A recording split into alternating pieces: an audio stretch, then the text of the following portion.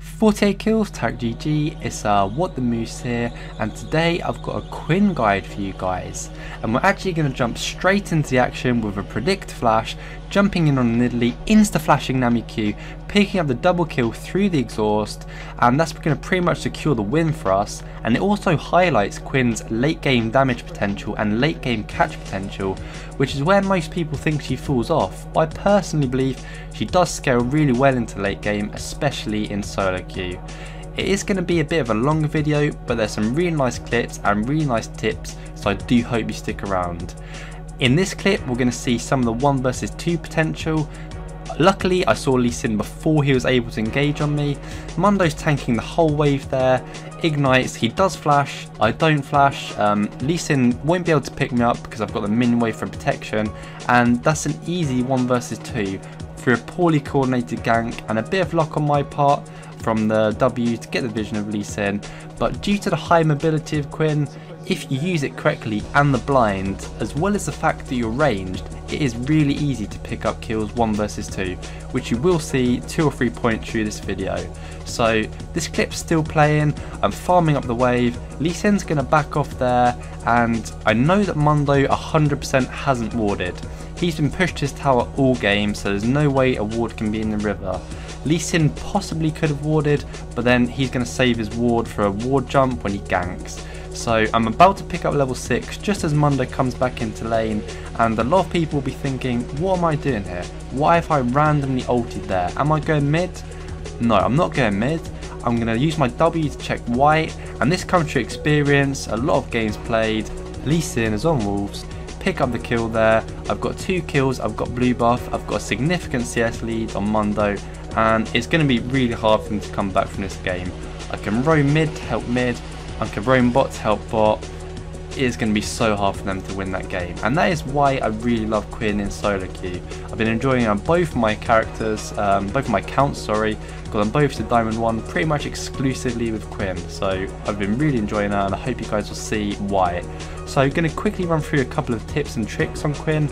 You can actually use your E as a nice escape if you position it correctly over walls. It's pretty obvious, but a lot of people would waste it in a situation like that. Nasus has popped Ghost, but through positioning myself correctly I can jump over the wall and pretty much easy escape from him.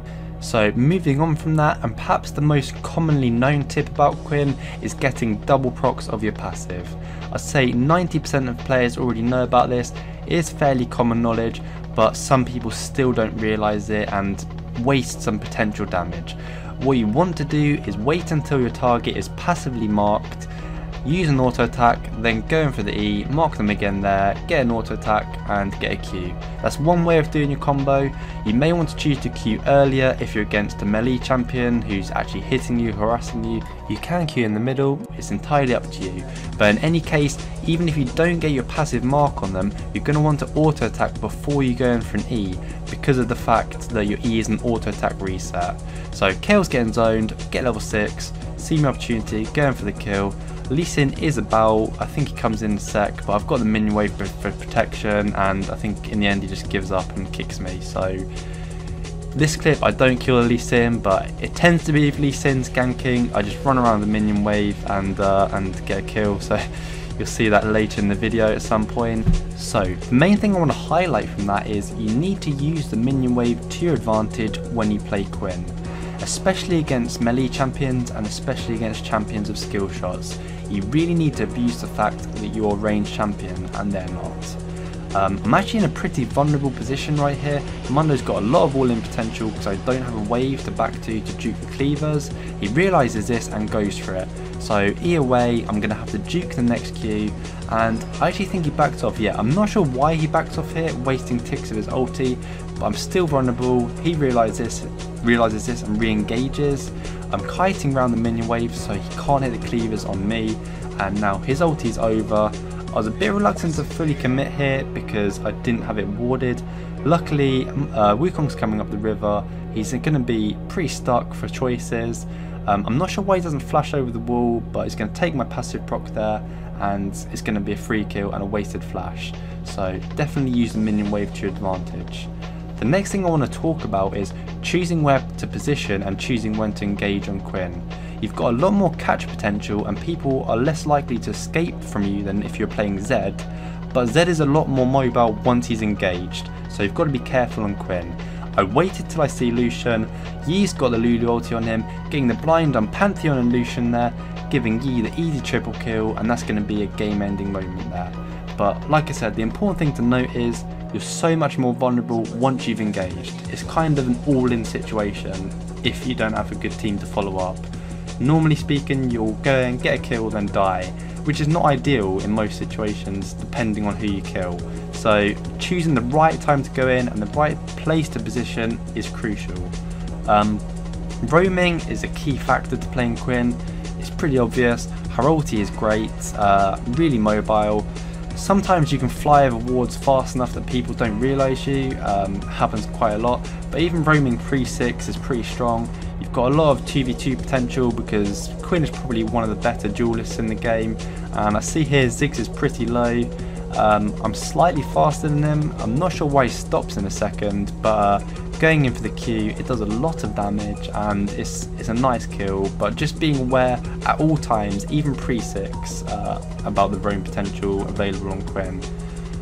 What a lot of people don't realise about Quinn is the fact that her abilities in melee form affect her abilities in ranged form, unlike Nidalee, Jace and Elise, meaning that if you Q in melee form and then ulti, your Q will still be on cooldown, so you have to be careful of that. And getting a bit lucky there, but Quinn has amazing turn potential and amazing burst potential. People really underestimate the damage of Quinn, and that's why I think she's so strong. I don't know why people say she falls off late game. I really think like some of the clips later on will demonstrate what she's capable of by just one-shotting people late game, catching people late game. People tend to think they're safe in solo queue, and against most champions they would be, but just overextending that much really late game to get a couple of extra CS, get ulted by Quinn, and 4 versus 5, that's what wins games in solo queue. And I can't tell you how many games I've won in solo queue just from catching someone and turning the game around from a possible loss into an easy victory. So again, in this clip, I get a lucky kill. Aatrox was playing a bit on the offensive side when he had no real advantage, and this really highlights the potential of kiting between minions. Lee Sin would have missed a Q anyway, but I've got the wave for protection. The only way I can die here is if I back off and try and fight outside the minion wave. I'm definitely safe. Lee Sin came straight from blue, so he doesn't have his E.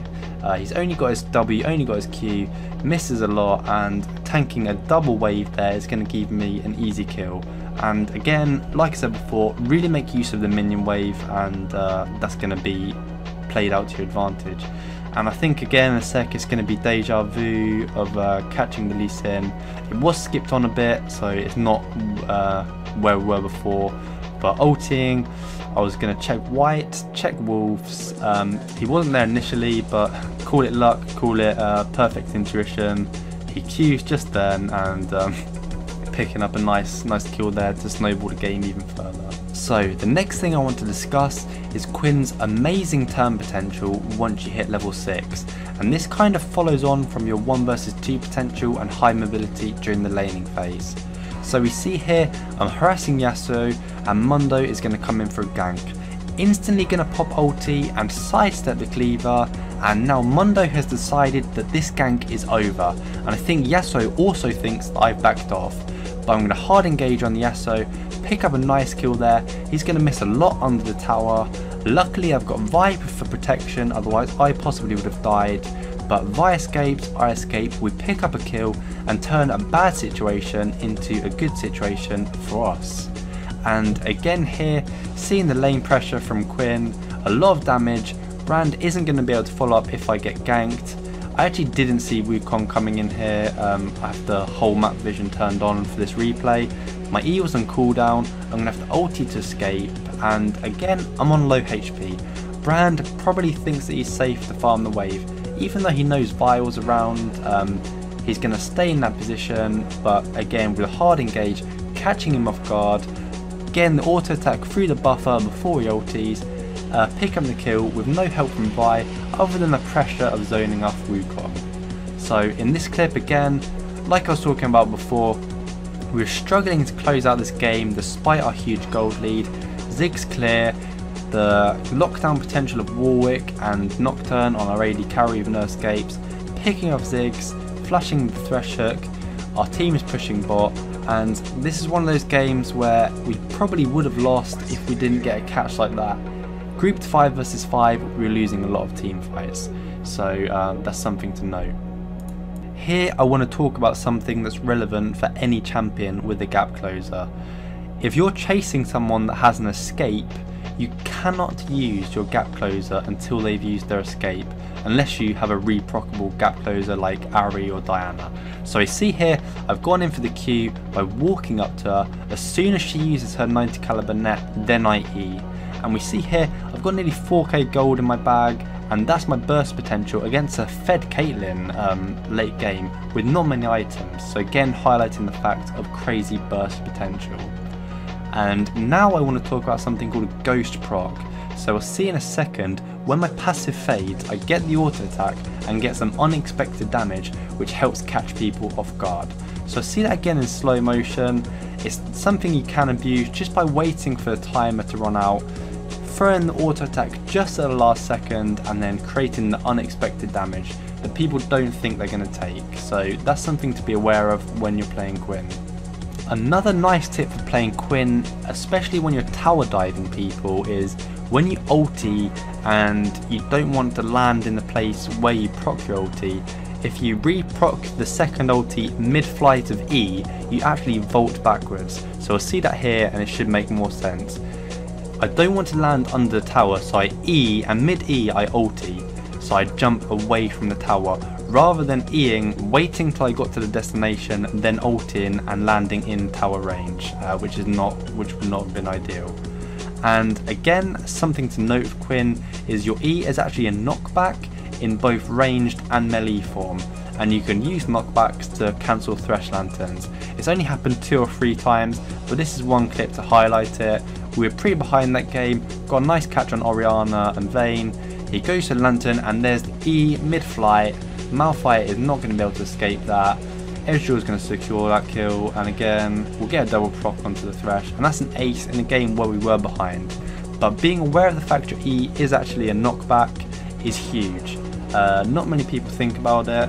When you can cancel Fiddlesticks ultis, you can cancel teleports, you can cancel all kinds of things with it. And just being aware, even in ranged form where it doesn't look like it's a knockback, it is a mini knockback, so use that to your advantage. So if I quickly run over the runes and masteries that I use, I actually run full armor pen. So I'm running armor pen Quints and armor pen Marks for maximum lane pressure. I run magic resist glyphs and I run armor seals. But you can swap out your glyphs and seals depending on who you're laning against. You can run attack speed glyphs or cooldown glyphs, or maybe even HP per level seals. But generally speaking, armor pen Quints, armor pen Marks, armor seals and magic resist glyphs is the best thing. So you probably would have noticed by now as well that I'm playing only mid/top Quinn. I never play bot, and honestly I don't mind which. Perhaps I prefer mid because there's more roam potential and it's easier to pick up kills, but top is also a pretty fun lane to play. You get a lot more farms top I tend to find, and yeah, I think it helps to call 2 roles in a champion you're really comfortable with. It's definitely helped me being able to call mid/top. It gives your teammates the choice of picking their most comfortable role, and it gives you experience playing against champions you wouldn't normally play against and playing in different situations, which helped you out a lot. So I see there one-shotting the Wukong, going to kill the Jax with a blind, and you can sort of see my 6 item build there. I normally would upgrade the Brutalizer into a Black Cleaver because you can get an insta proc with the 5 stacks, giving you 60% armor pen, which is crucial on Quinn. I probably would sell the Doran's Blade and get a Zephyr for more move speed and kite ability late game, and the tenacity, and then I would normally sell my boots for Guardian Angel, and that would be my 6 item build. Gonna quickly jump back to a nice trick you can do on any champion. If you're just about to hit level 6 and you're winning a lane hard, you don't want them to know, hide in the bush, get the level 6 through the minions, and use the 6 to your advantage. If the Malphite had known that I was level 6, he would have backed off, but because he didn't see me ding level 6 due to the fact I was in the bush, I was able to get a lot of damage onto him. He's probably going to have to back, and I can maintain my 20 plus CS lead against a Malphite, which most people think is a counter pick to Quinn. So quickly going back to the items, I'll run through the 6 item build fully. I tend to start with a Doran's Blade and then rush a Brutalizer and build towards a Cutlass. I finish my attack speed boots, get my Blade of the Ring King, and then look towards building Last Whisper. After Last Whisper, I finish Static Shiv, finish my Black Cleaver. If I needed to get my Zephyr earlier, I would have. If not, I get my Zephyr at that point, and then I look to get in Guardian Angel. So 6 item build would be without Guardian Angel, Boots, Zephyr, Black Cleaver, Blade of the Ruin King, Static Shiv, and Last Whisper. Some people like to get Infinity Edge on Quinn, but honestly it's overkill. The thing you want to prioritise is movability, kiteability, late game. Sometimes you'll need to carry 1 versus 5, and having the extra move speed, attack speed and damage, along with tenacity from the Zephyr, the move speed from your Static Shiv and proccing your passive helps you be able to kite and kill people late game after you've all-in someone with your ulti. You want to be able to burst someone with your ulti and then maintain a good pace in the fight, using your E, using your blind and using your high move speed, sometimes nearly 500 in combat, to your advantage to be able to carry the game in situations where perhaps you wouldn't if you're slower and have more potential to be caught. So I want to summarise this video by recapping Quinn's strengths and why I've main her on both my accounts this season. Her roam potential is crazy. You have so much map pressure, you can sometimes fly over wards unnoticed if people aren't paying attention. Your damage potential and burst potential at every stage of the game is crazy, allowing you to pick up kills all over the map and allowing you to escape kills relatively easy. You've got incredible catch potential, which is especially useful in solo queue, catching someone off guard who would normally think they're safe and allowing you to win the game or secure Baron inhibitors 4 versus 5 is absolutely huge. You have amazing 1 versus 2 potential pre-6 due to the minion wave, the fact you're ranged and your skill set, and you have amazing turn potential late game post-6 due to the fact you have amazing burst, high mobility and people honestly don't expect it. Your lane pressure and your zone pressure is incredibly high, allowing you to bully people, build up huge CS leads and start to snowball the game really early. Your late game damage and burst is ridiculous, it's comparable to Zed and is often unexpected. Your catch potential is safer than Zed's, people are unable to flash away from you, but your mobility after is weaker, so you need to be careful when you choose to engage.